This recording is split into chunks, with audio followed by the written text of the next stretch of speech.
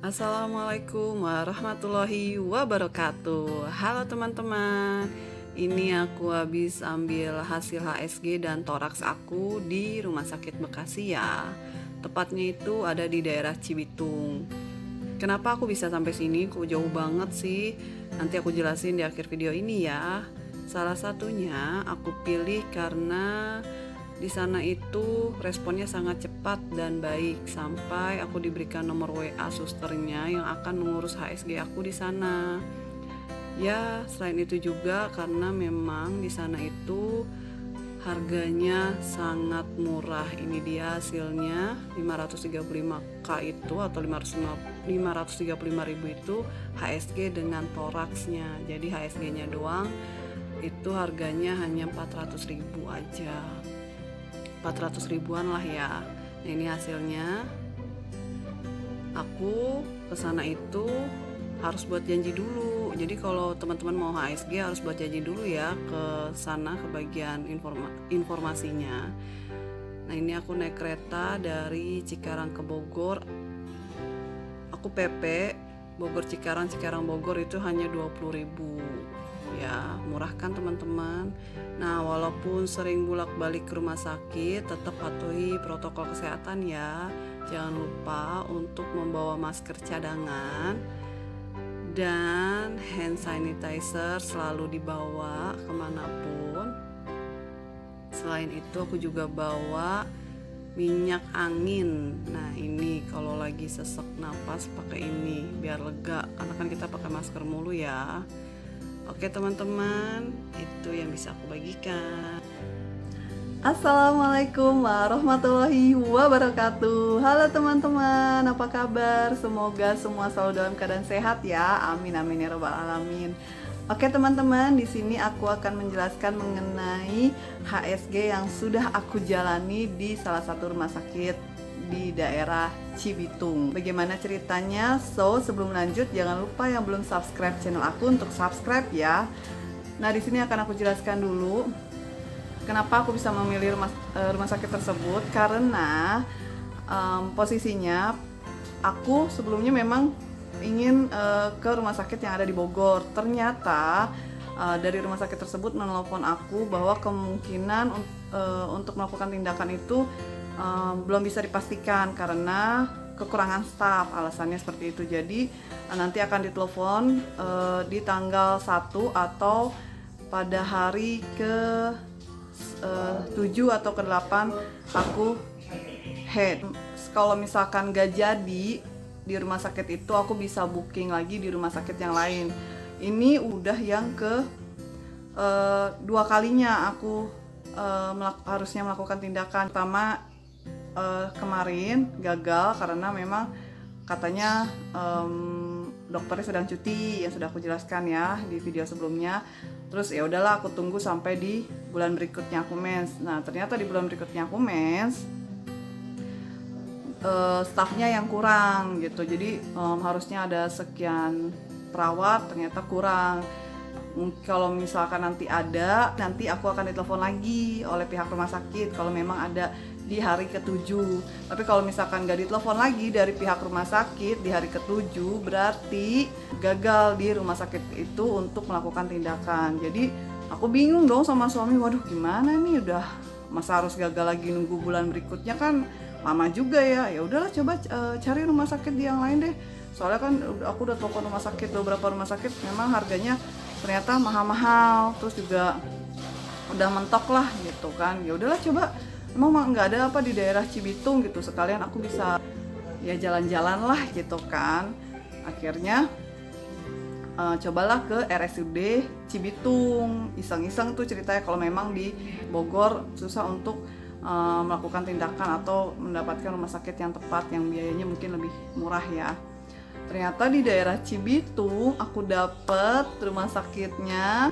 Di rumah sakit itu aku dapet dengan biaya di bawah 500.000. Kaget dong, karena di Bogor aja paling murah yang aku temuin dari rumah sakit yang sudah aku telepon sana sini, paling murah itu 800.000. 800 sekian lah ya, 900 gitu.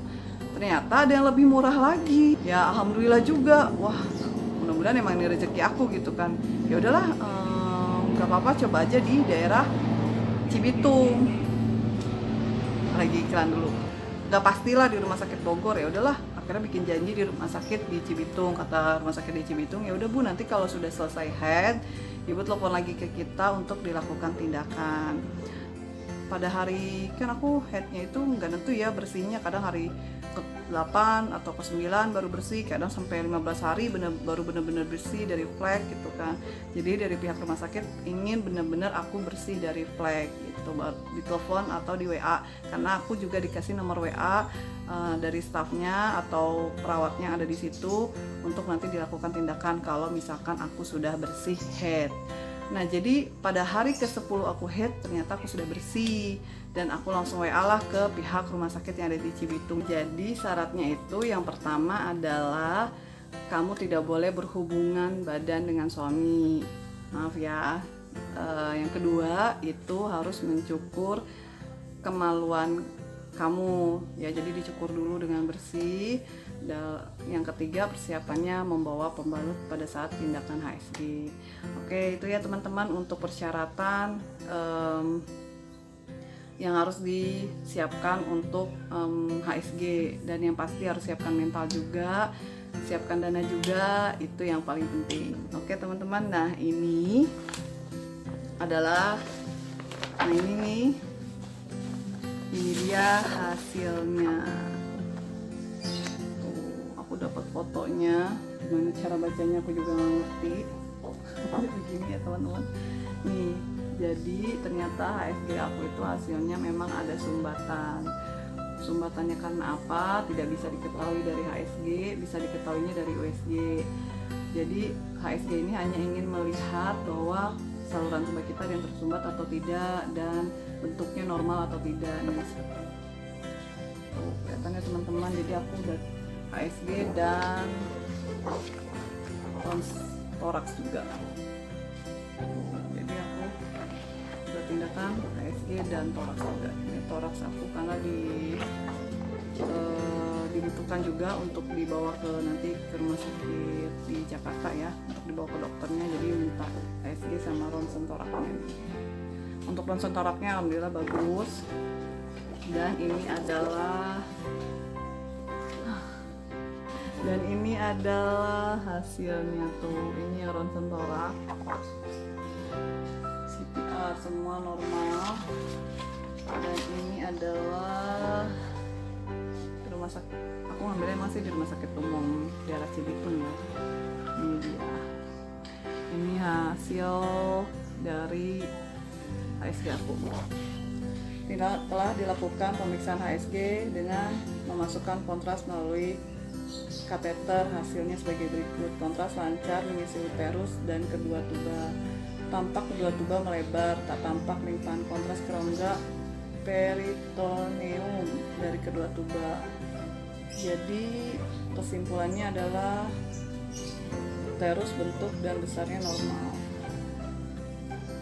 Jadi sebenarnya kedua tuba non paten. Berarti kalau kedua tuba non paten berarti ada sumbatan. Itu teman-teman, ini adalah hasilnya. Yang aku bawa. Tara-tara. Ya, dari rumah sakit yang sekarang aku periksa. Ini dari rumah sakit yang dulu aku HSG pertama aku periksa ya, udah lama banget. Ini tahun 2018, ini tahun 2021, berapa tahun ya udah. Nih, kalau yang ini gak ada sumbatannya tuh. Oke.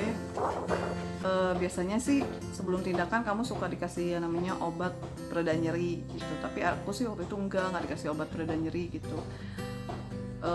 Untuk tindakannya sendiri, kamu tiduran tuh seperti alat di tempat tidur yang seperti alat fotokopi ya, maksudnya di bawahnya itu bukan kasur empuk gitu. Jadi kamu tidur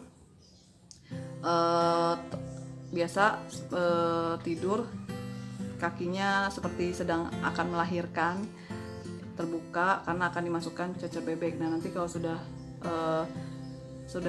kakinya dilebarkan, baru dimasukkan alatnya cocor bebek untuk dimasukkan ke vagina, lalu dibuka vagina kita pakai cocor bebek. Setelah terbuka vagina kita, baru dimasukkan alat selang, ya, selang untuk dimasukkan ke dalam rahim. Setelah dimasukkan, selangnya sudah pas posisinya, baru cocor bebeknya dilepas. Setelah dilepas, baru dimasukkan cairan seperti betadin, ya, untuk disemprot ke dalam. Nah, setelah disemprot ke dalam itu baru nanti kita difoto kira-kira cairannya itu masuk atau tidak ke dalam saluran tuba kita gitu, atau ada sumbatan atau tidak.